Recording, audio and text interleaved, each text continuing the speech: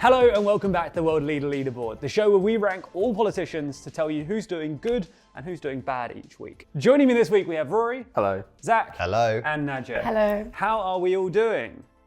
Very Very good. well. Yeah, Excited very to good. be back. Whoa. Yeah. So, for anyone else enjoying this, We've all got to answer all the questions in unison. yeah, I love it. For those of you who don't know, the World Leader Leaderboard is our show where we rank politicians from across the political spectrum, and each week we shuffle them around on our master leaderboard to work out who is doing the best and who's doing the worst. In today's episode, each of the panel will get to add one person who they think is doing well this week and one person they think is doing badly this week to form the foundations of the board. And as the weeks go on, it will get more chaotic and more crazy, but we're just at the beginning. As it's our first episode, it's worth re-emphasizing what we've said previously, that this is not some kind of endorsement of these people. This isn't our political takes. This isn't a moral take. This is purely who we think is doing well or badly each week. From their own perspective. From their own perspective, judged against their own objectives. So an objectively negative political figure, if they are advancing their aims, could find themselves at the top of the board. Yeah. And we might express some light annoyance at that, but that's how the cookie crumbles sometimes. We're going to start this week's episode, though, with our winners of the week. Okay, Zach, you're the first person to add anyone to the board. Fresh board, no pressure. Who is your winner of the week? Who is the first person on our board? My winner of the week, and it's not really just the week, it's probably sort of the last few months, if not the year, is Argentina's President Javier Milei. Again, this is not an endorsement of his politics, but as TLDR viewers might well know, he is currently on a sort of crusade to cut down the Argentinian state and stabilize its infamously unstable economy. I think there are three reasons why he's having a good time, like at the moment. The first is that inflation, which went up when he sort of immediately liberalized currency controls and sort of did massive drastic cuts to the state, has now fallen, and it's running about 3% month on month, and that is obviously lower than it was, but not only that, it means that wages are now growing above inflation for the first time in quite a long time. Relative poverty, which is an important measure in Argentina, which ticked up as soon as he came to office because he cut welfare spending and he abolished certain price controls, rose to a sort of high about 50% a couple of months ago, but has fallen for 4 consecutive months and is now down to about 49%, I think, something like that. And finally, his approval rating is just ridiculous. So it's always been pretty high. It's always been sort of about 50%, maybe a little bit more, but it's actually ticked up in the last month or so. And the latest Morning Consult polling, which came out literally yesterday, says that 66% of Argentinians approve of him. Wow. 29% disapprove. That gives him a plus 37 net approval rating, which is, that's frankly incredible. That is, for context, the only world leader higher than that is Narendra Modi in India. And I think you sort of has to exclude him because he's always at the top. And the only person who's even close to him is Claudia Sheinbaum in Mexico, apart from Modi. It's worth putting that in context. Plus 37, Starmer's at minus 25, Schultz and Macron about minus 55. And that's also up from even a couple of months ago. So all in all, I think going pretty well for him. What do we think? Do we agree with Milei being a winner, Rory? I mean, it's hard to, when you got 66% approval, it's hard to pretty try high. and punch against that. So yeah, I'll give it to him on that, I guess. I think, I do agree. The 66% approval is astonishing, frankly. But the other thing is, I think, and we didn't mention this because it was a while ago, Trump's election is sort of good for him. Him and Trump are sort of, they're not actually ideological bedfellows, but he's a sort of vocal admirer of Trump. And Elon Musk has made it very clear that his plan to cut America's federal budget is going to be very much inspired and modeled on Milei's success in Argentina. And I also think across the developed world, there is a sort of interest in bringing back the frontiers of the state, making significant structural cuts to government spending. And Milei's basically the only guy who's, I think, done that successfully, again, in his own terms. I'm not endorsing the politics of this, but it's at least true that he's probably the only person who's cut 15% of GDP from government spending and has a massive positive approval rating. Those two facts are just incredible. He's a really interesting figure that the audience, the TLDR audience, has been interested in since we first started making videos about him. And I think there is a lot of interest as to whether he would do well or not because he was so drastic, so different. And some equivalent figures in other countries, if there are even equivalent figures in other countries, have struggled to get their policies passed, have struggled to actually execute when in office, and have definitely struggled to get approval ratings anywhere near that high. What specifically do you think about Milei has it allowed him to make all of this kind of work, all these policies that people thought would be disastrous and terrible? So I think two things. I really do think this is a really interesting, it's just a really interesting case study, because you're right, so many people want to emulate this. There is like a widespread sense, I think, in developed economies that the state is too bureaucratic. Again, not endorsing that, but I think it is very, very widespread in that there's too much regulation getting in the way of economic growth and all that sort of shenanigans. And yeah, obviously that's why everyone's turning to Milei. But I think there are two things that make him almost unique, right? And the first is that I think Millei's project is often framed in quite simplistic terms as just sort of like a hard right, maybe even neoliberal, just cut welfare spending. I mean, he actually is an economist, and when you really dig into his policies, it's very technocratic. It's not like there are certain places where he did just like ditch government departments, but like, for example, if you're normalizing Argentina's currency or trying to sort of Argentina had like a two-track currency system. I'm not going into this too much detail, but like that's not an easy thing to do, and sort of balancing that off against inflationary risks has been very, very difficult. And he's done, some really quite complicated technocratic things. Originally, there was a sort of 50% devaluation, and then there's like 2% crawling peg that he might change depending on how inflation moves. And another thing, the central bank was a massive source of inflation, and he's again done some very complicated stuff to basically shift the central bank liabilities from the central bank to the Argentinian government, so then he can sort of deal with it himself. So I think that's the first thing. I think that people think about it in quite simplistic terms, and actually it requires a sort of technocratic expertise that I don't think all world leaders necessarily have. But the other thing I just think is that people forget that the political situation in Argentina is very, very unique. Like, he came to power promising to do this and telling voters, look, you will feel some pain.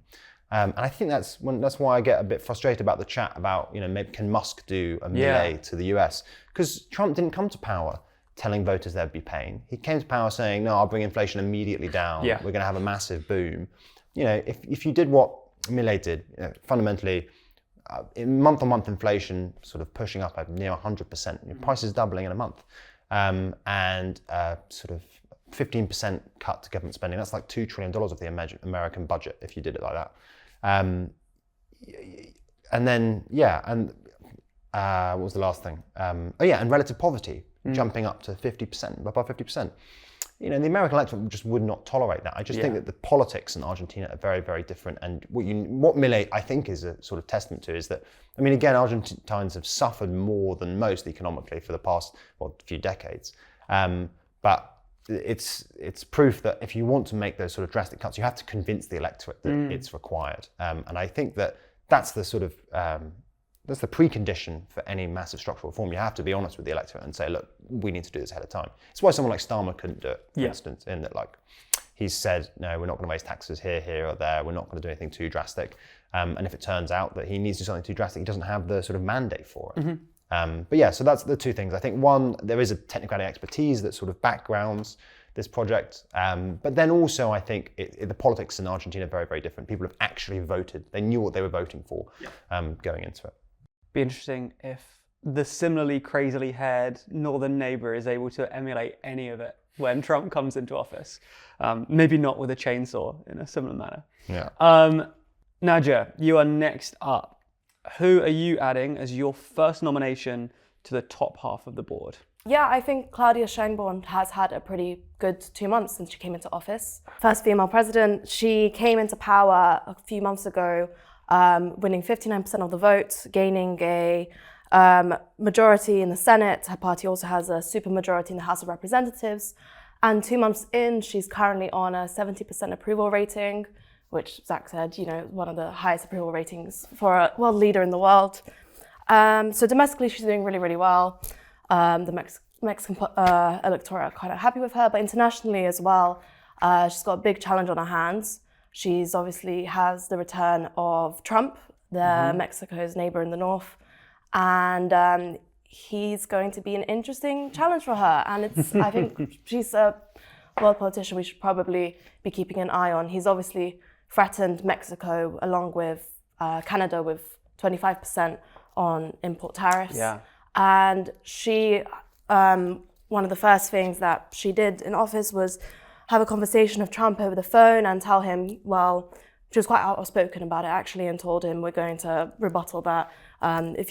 She made the claim that, the economies between Mexico and the US are really, really intertwined, and if tariffs are imposed on Mexico, they'll impose tariffs back, and the US could lose around 400,000 jobs, she stated. So yeah, I think she's holding her ground, and she's one to watch. Okay, what do we think of this edition? It's a great addition, I think. Great So far, we've got a very Latin American board. We do actually. 100%. It's super off-brand for us as well. Yeah. I think she's definitely one to watch. Even if Trump hadn't returned, I think she would have been one to include. But yeah, the Trump thing really makes it an interesting dynamic. And I think she's obviously taking, I don't know if combative? Yeah, I don't know if that's the right word to describe how she's approached Trump, or if it's sort of like, because it's not antagonistic, it's sort of like defensive, possibly. I think it'll be interesting to see how Trump responds to that kind of attitude. Yeah. Whether he'll respect that or whether he'll treat that as like an affront to him. It's interesting because a lot of companies are moving operations to places like Mexico in anticipation of Trump's China tariffs and things like that. There's a lot of kind of nearshoring happening. So Mexico is only going to become a more important trade partner and connection to the US. Kind of from anyone on the panel, just quickly before we move on, how do we expect Scheinbaum to react to Trump? Do we expect her to continue doing well and continue moving up the board because Mexico performs very well under Trump? Or do you think it could prove to be a bigger challenge? Open to anyone. Can I make a quick comment? Yeah, of course. There is some political commentators have noticed the difference between the way she approaches Trump to her predecessor, AMLO. So he was a lot more, he was described as a lot more kind of friendlier with Trump, and they had a really good working relationship. Mexico and US were really good when Trump was in the administration, when he was leading the US. And she's been noted now to be a lot more outspoken and a lot more, like you said, defensive. So we'll see. We'll see if Trump takes that, how Trump takes that. She'll want a good relationship regardless, right? Like, you say that. I think there's like a political advantage to a little bit of confrontation. Yeah, because you can always blame Trump for everything. Yeah, of course. Yeah, so if everything goes wrong, you just be like, it's because Trump put 25% tariffs on. But yeah, I think either way, actually, I think politically, I don't know about the economics. I think that's a more difficult question to answer. Politically, I actually think it's probably quite good for it. I mean, I think. Yeah, Trump is a good bogeyman if you end up spatting with him. And if you don't end up spatting, as you said, there are some economic opportunities there. Again, if it turns out that they can negotiate an outcome where there's no tariffs between Mexico and the US, there are some nearshoring opportunities. Yeah, that's probably true. And the crazy thing is that last time Trump was in office, he renegotiated NAFTA into the USMCA. Yeah. And I guess that was with AMLO. And it's like, you think, well, he sorted that out then. Now he's coming in saying he's going to do tariffs on Mexico and Canada. It's like, that's his achievement that he's sort of going after now. Yeah. It'll be interesting. She's one to watch, certainly, as we go into Trump's administration next year. Yeah, insanely popular. I mean, just one thing I was going to say is that, like, it is obviously approval rating is very, very impressive. But I think as impressive, she was basically the only incumbent. I mean, she's from the same party as AMLO, the only incumbent really to win re-election in the last couple of years, and by a massive margin. And I think that is really interesting. Speaking of election results, and speaking of insanely popular, let me present our magazine, Too Long, which we have just received shipment of. We had thousands of copies of this arrive on Monday. We have now shipped thousands out, and we are left with mere hundreds. I think we have a few hundred left in stock. If you don't know, Too Long is our physical magazine we make every 4 months, and each issue focuses on a different topic. This time, we're focusing on the year of elections that's just been. If you didn't know, this was one of the most democratic years in history, with almost half of the world going to the polls. In this copy, we run through a whole bunch of the most important elections that happened this year. A lot of them you'll be familiar with, some of them you won't. So if you want to feel like you understand the world around you better, if you want to understand the elections that have been taking place, and many of the people we're talking about in this series, you can pick up a copy right now on the store. And if you use code 2podcast, you get £2 off your purchase. Also on the store are copies of the next issue of the magazine, the one that's going to come out in April. That is a very exciting issue, which we'll explain in more detail in the future. But if you want a sneak preview as to what that next issue is going to be, head over to the link in the description, pre-order a copy if you want, or at least take a look, because you can find out a bit more about what the next issue will be over there. Very good. Great plug. Yeah. Rory, final person going up this week. Who is your winner of the week? My winner of the week is Micheál Martin, who is the leader of Fianna Fáil, the Irish political party. Ireland just had an election at the end of last week, and Fianna Fáil came out on top by a decent margin in terms of seats. I think this is particularly impressive if you look at the polling over the last 4 years since the last Irish election. I don't think Fianna Fáil has led a single poll in 5 years. Sinn Féin were massively leading the polls for years after the 2020 election. Then they suffered this big decline in the last year or so. And in the lead up to the general election, Fine Gael, which is sort of the other mainstream party to Fianna Fáil, had a bit of a bounce and it looked like they were going to sort of come back and take first place. But then they sort of fell just before the election, and Fianna Fáil out of nowhere sort of jumped into first place. So Micheál Martin will presumably be the next Taoiseach, the Prime Minister of Ireland. They'll have to work out some kind of coalition agreement. It's going to be the same again, basically, the two main parties, Fine Gael and Fianna Fáil, and then maybe some independents or some other smaller party. But yeah, he's in pole position to lead. And I think it's sort of out of nowhere, pretty good result for him. And we were talking about incumbents earlier. This is another rare case where incumbent parties, I think they lost their vote share a tiny bit, but they're going to stay in office and they bucked the trend. Was it a grand coalition before? Yeah. Okay. So we'll get another one. Yeah, we will. Yeah.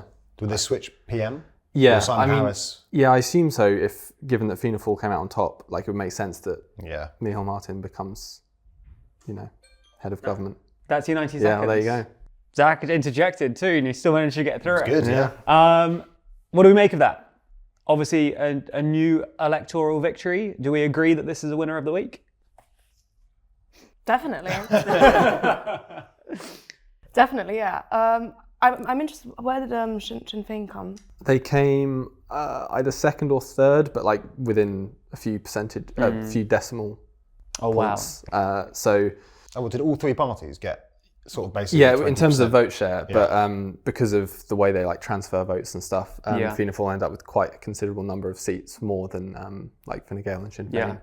So it's sort of not that different from 4 years ago. You had that dramatic polling, and now we're kind of back to where we were. I don't know what that says about the Irish political landscape. I guess that they just keep going back to the same people. Yeah. They've done that for 100 years, so yeah.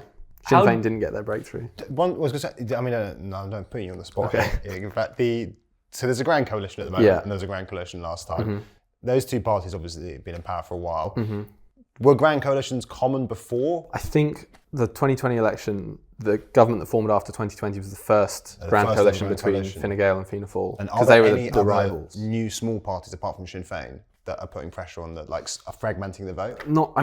Some smaller parties are like the Social Democrats, and there's one called, I don't know how to pronounce it, but it's vaguely spelled like Aon2. But they made gains, but sort of we're talking low single percentage points.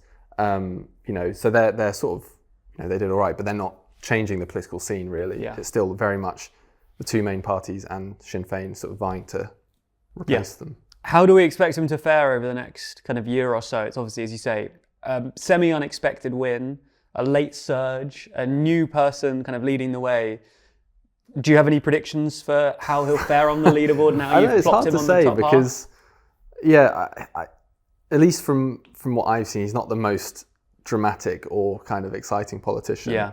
I think what will be interesting is how governments will always struggle with things, and there'll be controversies and whatever. It's where voters put the blame. Yeah. Do you put it on both parties equally? Yeah. Or do you put it on the one that's sort of leading the coalition but only just?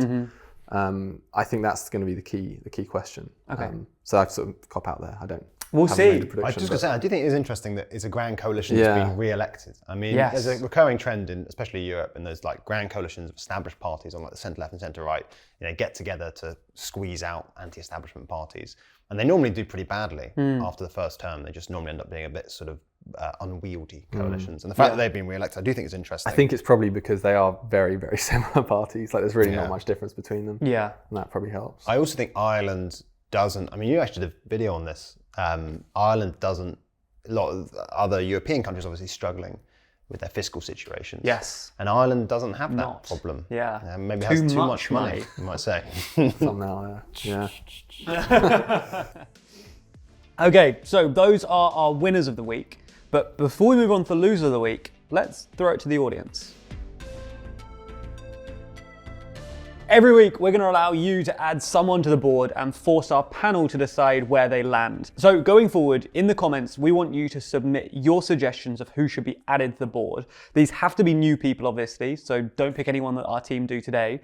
But if you comment who you think we should add and also upvote and downvote other people's comments, whoever lands as the top comment, within reason, will be added to the board next week.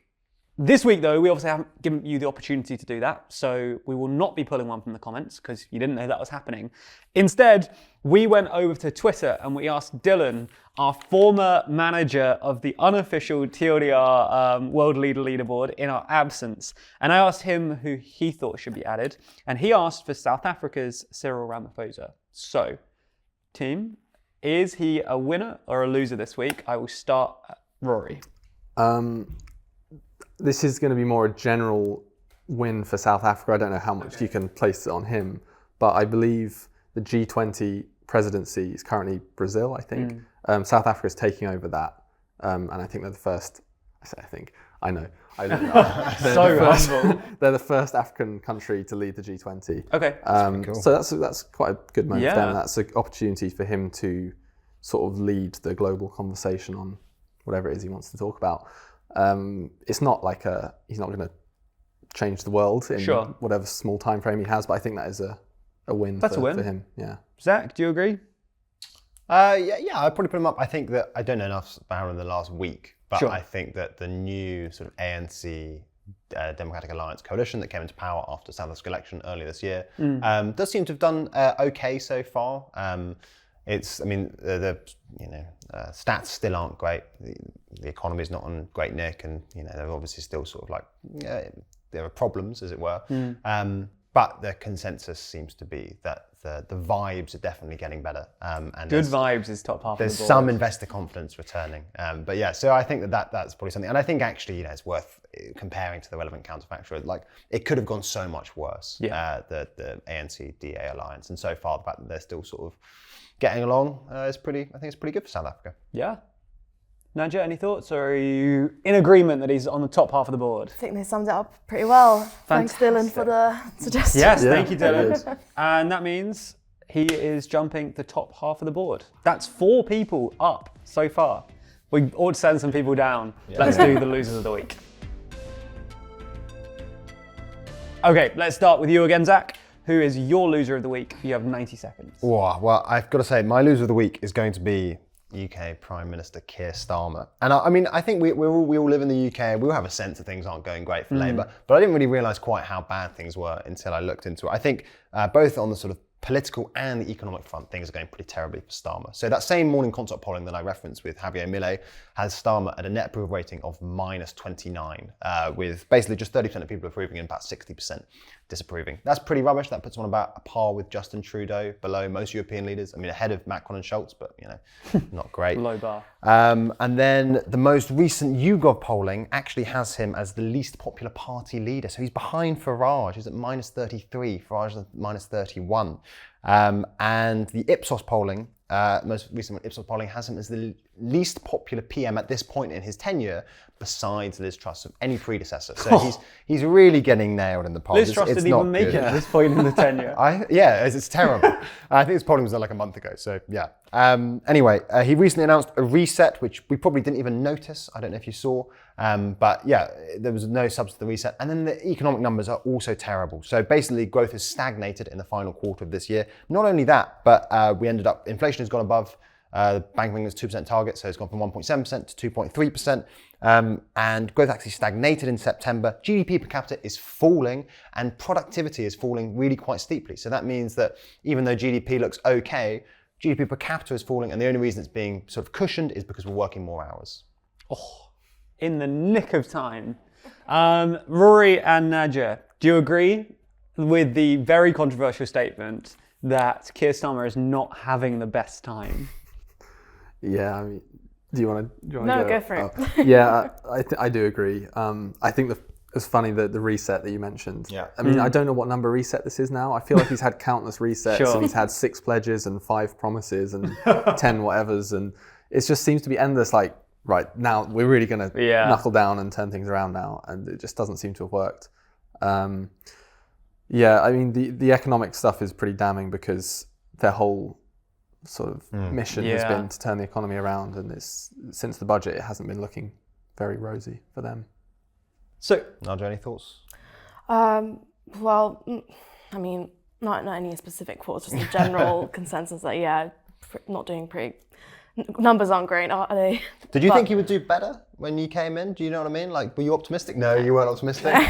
No, not. I mean, this isn't my political views show, so I'm not going to get into it. But and also I just read about his new plans to get Britain working again. So he's investing how much, like a couple $100 million pounds into this new program to get more people around. I think 5% of the population to get them employed. I don't know. It just seems a bit chaotic. It just seems very chaotic. Yeah. Plans to merge together multiple like job-seeking organizations, but have them adapt to different local communities and devolution. It's quite all over the place, I'd say. Yeah. So obviously, when he entered into office, this isn't what they were hoping for. And there's a lot of talk, obviously, especially on the kind of more pro-Labour side, that it doesn't really matter. There's like a petition or whatever, but he's got another 4.5 years. They can turn it around. This is just the beginning. He's got to turn around all the Tory stuff. Do you think that's true? I think 2 things are simultaneously true, right? Which is that one, of course it's true that he has 4.5 years, and it's a bit early to be judging. But 3 million bots have signed a petition. But I also think that the signs we have so far really don't bode well. Sure. I think it cuts both ways. He has so many crises on his hands that you would hope you sort of do need to be a competent politician and administrator if you're going to stand any chance of turning Britain's fortunes around. And I think so far it just doesn't look good. I think I don't want to be. It's always hard because you don't know how much of this you can just pin down to the fact that the UK is beset by crises and how much of it you should actually lay at Keir Starmer's feet or Labour's feet more generally. But my personal take here is I think quite a lot of it is their fault so far. I think the messaging has been utterly chaotic. You have no sense of what the government's priority is. There are sort of like resets announced every so often. There were sort of like slightly half-baked, I don't think that's unfair, like half-baked plans to solve this mini crisis here, this crisis there. The messaging is all over the place. You get sort of weird, he gave a speech a couple of days ago, was really cracked down on immigration, said that Tories have pursued like a totally open border policy. It was in the response to the most recent ONS figures. But it just wasn't like part of a coherent message. We'd been talking about the budget, and then all of a sudden we're now talking about immigration. Now we're talking about economic inactivity. I don't know. I think that the messaging has been pretty poor, and I think that actually, I don't want to be too critical of the budget because I think they were between a rock and a hard place in the budget. I personally don't think they should have ruled out so many tax rises, but I think that the budget has been poorly received, both by voters and also by business. I mean, there was some polling of sort of like business leaders and decision makers, which basically suggests that they all didn't like the budget. They didn't like the rise in national insurance. And the most recent economic data does seem to back that up. And again, it's probably too early to say, but the most recent economic data really, it's so miserable. Again, I really didn't know how miserable it was until I looked at it. I mean, I wrote a piece not long ago about why the UK economy is doing better than you think. And I feel like a pillock because in lots of respects it's not. I mean, the productivity data, I can't really stress this enough. The ONS data says that productivity fell by 2% year on year. Yeah. That is madness. I mean, productivity is almost it's the most important thing in economics. Yeah. I always have that quote by Paul Krugman I put in my scripts. But if productivity isn't rising and GDP is, it either means you've got more people or those people are working more hours. And the fact that it is falling, and by the way, is basically now at about 2008 levels, so we've made no progress on that front in 16 years, that is insane. Yeah. I mean, that is just crazy to me. Again, I just don't want to be too pessimistic, but that data just really, really does look miserable. And I do think, by the way, that some of this is just a vibes thing. Like, you need to give business the confidence to invest, and you need to give people the confidence to spend in lots of cases. And the sort of miserabilism that Starmer and Reeves have pursued so far just hasn't done that. Yeah, they're in a difficult spot, but I also think they've done badly so far. So he's a loser of the week, we'd say, on the whole. I honestly, it doesn't sound when great. I looked at these stats, I was amazed. I mean, the fact that he is less popular than Farage. Yeah. I mean, that's madness. If you give it to 2 months ago, maybe a couple more, 3 months ago in July, basically. That's like 6 months ago. That's time flies.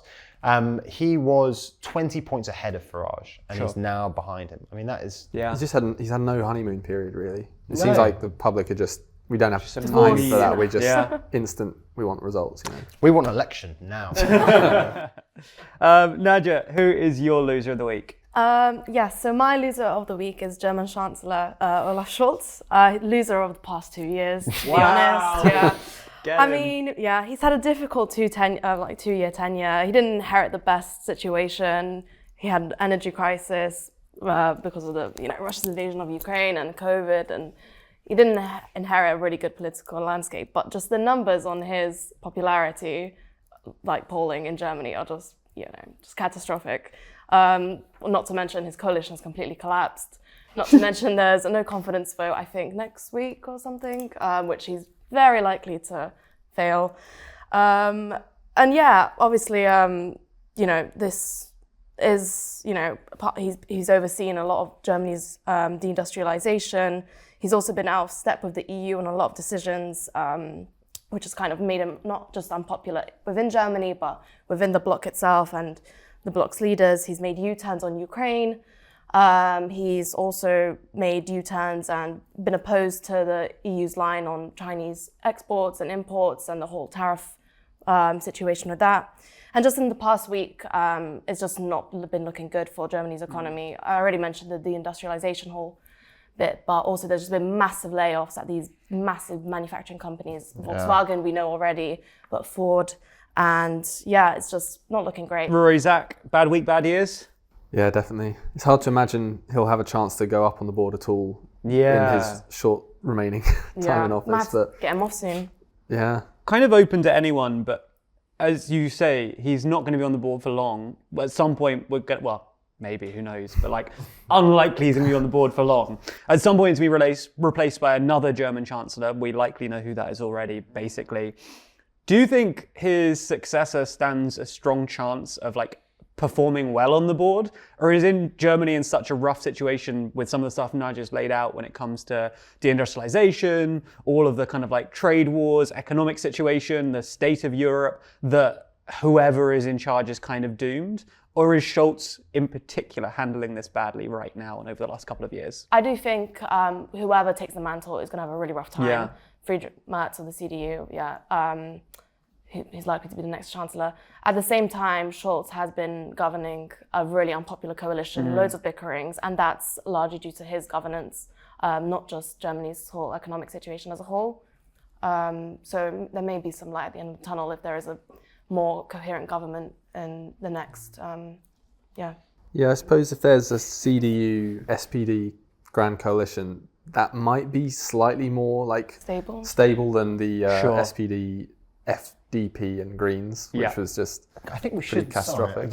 We should note there has been some reporting from inside Germany that the FDP, who are the sort of neoliberal party, who've been fighting with the rest of the coalition because they've basically been saying we're not going to spend any money and vetoing any spending plans.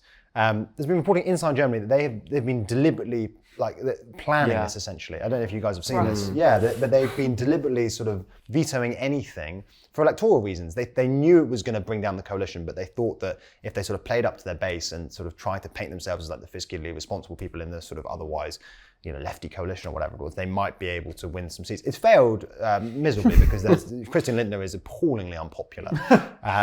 But it's pretty peak on Scholz. That he, even if he was acting in good faith, he had a bad faith actor inside his coalition for the past 6 months. Yeah. That does put a limit on what you can do. But I do think, he has to take some responsibility. I mean, I think that we often sort of put Macron and Scholz, both very, very unpopular, Europe's crisis of leadership. Yeah. That's true, but the fact that Scholz is as unpopular as Macron is just astonishing. I mean, the French have always got a very antagonistic relationship with their political class, and so you get French politicians who are super unpopular the whole time. Yeah. But German leaders generally poll pretty well. Merkel obviously was very popular for a very, very long time, and the fact that he's as unpopular as he is. I mean, he is again sort of, I think it's about 15% approval rating, and then 70% disapprove. Brutal. That's pretty astonishingly rubbish. Yeah. I think the last thing I'll say is I think it's an interesting case of a politician from the sort of centre/centre-left trying to tack to the right and it not working, or or sort of flip-flop a little bit. Exactly, on both immigration, he tacked the right after the East German state elections, and also more recently Ukraine. So he's sort of, there was a report quite recently that he suggested in a meeting with Jens Stoltenberg or maybe Mark Rutte now, the NATO chief, that they shouldn't offer NATO membership to Ukraine, and then he called Putin for the first time in 2 years, a couple of weeks ago. And that obviously hasn't helped. No. Rory, the final person to be added to the board today, who is your loser of the week? My loser of the week, and I really can't stress how much of a loser of the week I think this is. Wow, what a loser. This is the South Korean president, Yoon Suk-yeol. I'm putting him in the loser of the week because I think he's tried the worst attempted self-coup in recent history. I don't even know where to start. Basically, on Tuesday night, he, out of nowhere, late night, did a broadcast and declared martial law in South Korea. Yeah. That's the military taking control of the country, suspending political activity, protests, taking control of the media. This is really kind of scary stuff. Harkening back to decades ago when South Korea had a series of military dictatorships and sort of brutal regimes. So that's pretty terrifying stuff. He did it, his justification was that Parliament was filled with crooks and North Korean sympathizers who've been out there trying to sort of overthrow the system. And, his entire term, he's been struggling with an opposition-controlled parliament, which has been very, very hostile to him. And it's made his life very, very difficult. It's also been difficult because there's been corruption allegations against him and various other things. So he is a deeply unpopular president. So he tried to do this sort of what I would call a self-coup. Protests erupted immediately. Lawmakers gathered in the National Assembly, voted to overturn his declaration of martial law. And within 6 hours of declaring martial law, he went back on TV and said, okay, I'll follow the vote of the National Assembly. I'm rescinding martial law. It's just so awkward to do that and then to backtrack and expect everything to sort of be fine and to be able to move on. So I think he'll probably be impeached. There's movements to impeach him now, and who knows what will happen after that. Yeah. Sounds like a loser. Yeah. Zach, Nadja? Any hot takes? Well, I guess, have they already made the move to impeach him? Yeah, they've introduced a motion to impeach him. I think they're voting on it later this week, but it's not necessarily going to pass. I think they need, there's 8 of the president's party would need to sort of back it. Sure. But I know it's plausible. I think they'd probably rather he just resigned to save the embarrassment of impeachment. So there's a chance he might resign before he even gets impeached. But No, I think it's hard to argue with the idea that he's a bit of a loser this week. I think we probably should do a piece at some point, by the way, on South Korea's politics at the moment is pretty crazy. It's very polarized. Very, very polarized, and struggling to deal with the crises that are afflicting the country. I think complete loser. Yeah. By the time this comes out, you might have gone already. So that'll be refreshing. Oh yeah, then we'll have to They've come take him straight back off the thing. board. Him and Scholz are going to be on there for like 2 seconds. We should have got with someone different. Maybe. I think that is a fair shout as loser of the week. But as you might have noticed, that's 4 winners and 3 losers. Yeah. Women will be doing winner and loser of the week. So let's close with the greatest winner and greatest loser of the week. Okay, so let's start with our ultimate winner of the week. Your options are Milei, Scheinbaum, Michal Martin, and of course, Cyril Ramaphosa. Let's run down the line. Let's start with Rory. If we have consensus, that is it. If not, we'll have to fight it out. Rory, who is your ultimate winner of the week? This is a tough one. I sort of want to say Claudia Scheinbaum.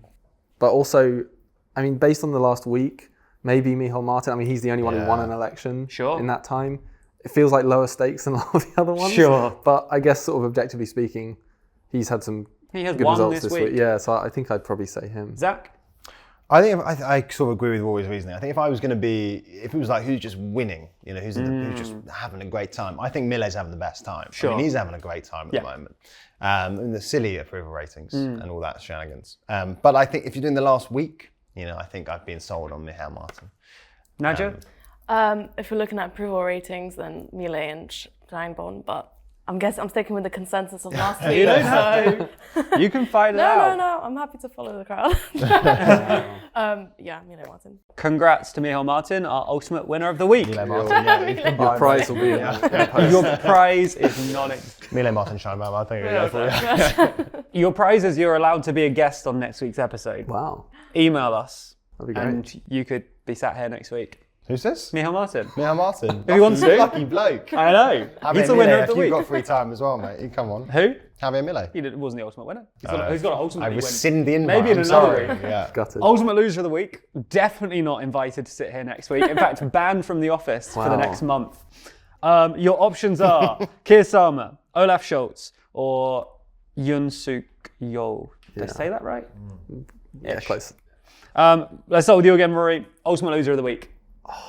I feel like I'm just nominating my own ones. backing It seems his very self, but I do think Yoon has had a particularly bad week. Like, Olaf Scholz, generally speaking, I think is maybe the biggest loser out of the three of them. Yeah. But like a failed coup is pretty bad. Pretty rough. Yeah. You don't want that on your resume. Zach?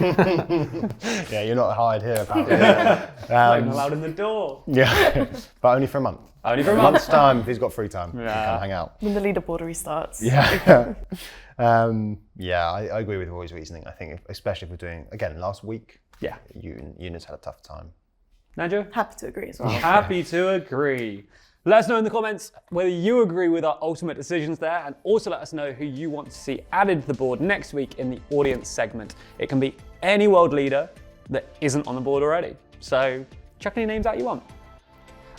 Join us again next week for more World Leader Leaderboards and more excitement and fun. We'll see you then. Nice.